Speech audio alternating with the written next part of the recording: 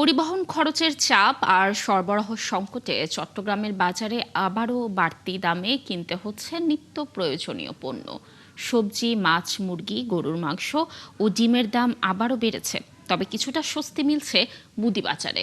পেঁয়াজ, আদা, রসুনের দাম কিছুটা কমেছে। এদিকে ভোজ্য তেলের সরবরাহ নিয়ে অস্বস্তি রয়েছে বিক্রেতাদের। জহিরুল ইসলামের ক্যামেরায় আরও জানাচ্ছেন রাজীব বড়ুয়া।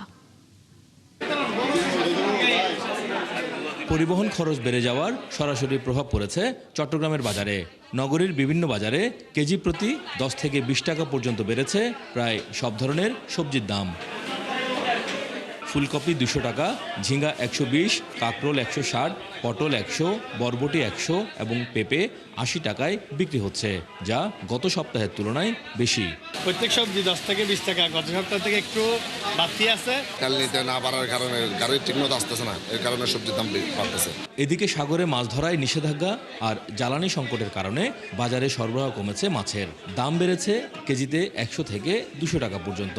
মাছ ধরা বন্ধ হয়ে গেছে, এখন তো আর সামুদ্রিক মাছ কম, আর যেগুলো আসতেছে এগুলো আপনারা সাগর থেকে অভিযান চালাইতেছে, ওরা চলে আসতেছে, এটা হাই রেটে বিক্রি করতেছে। যেটা বিক্রি করতাম আপনার এই 1350 হইতে 1400 টাকা, ওটা কিনে আনছি 1320 টাকা করে। স্বস্তি নেই মাংসের বাজারেও। গরুর মাংস 850 থেকে 1000 টাকা কেজি, সোনালী মুরগি 380 টাকা, ব্রয়লার 180 টাকা আর দেশি মুরগি বিক্রি হচ্ছে 750 টাকায়। পাশাপাশি বেড়েছে ডিমের দাম। গাড়ি ভাড়ার দাম বাড়তি। আপনার উত্তরবঙ্গ থেকে আমরা ওদিনে 18টা গরু এনেছি, আপনার 45,000 টাকা গাড়ি ভাড়া নিচ্ছে। 750 টাকা করে হলো দেশি মোরগের কেজি। আমি একটু স্টনিশ হয়ে গেলাম যে এত পরিমাণ দাম কিভাবে বাড়লো। তবে পেঁয়াজ, রসুন ও আদার দামে কিছুটা স্বস্তিতে ক্রেতারা। অবশ্য ভোজ্য তেলের সরবরাহ কমেছে বলছেন বিক্রেতারা। বাজারে এখন বড় সংকট হচ্ছে ভোজ্য তেল। ভোজ্য তেল আপনার এখন কোনো ডিলারে সাপ্লাই দিতেছে না, ডিলার বলতেছে কোম্পানি ওদেরকে মাল দিচ্ছে না, এই জন্য আমরা মাল পাচ্ছি না। নিম্ন শ্রেণীর নিম্ন আয়ের মানুষ, তাদের নাগালের বাইরে আর কি। ঠিক আছে, সব জিনিসের দাম একটু বাড়তি।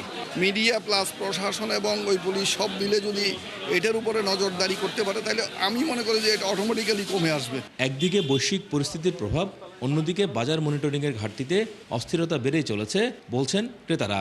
ভোগান্তি কমাতে কঠোর নজরদারির দাবি জানিয়েছেন। রাজীব বড়ুয়া, 71, চট্টগ্রাম।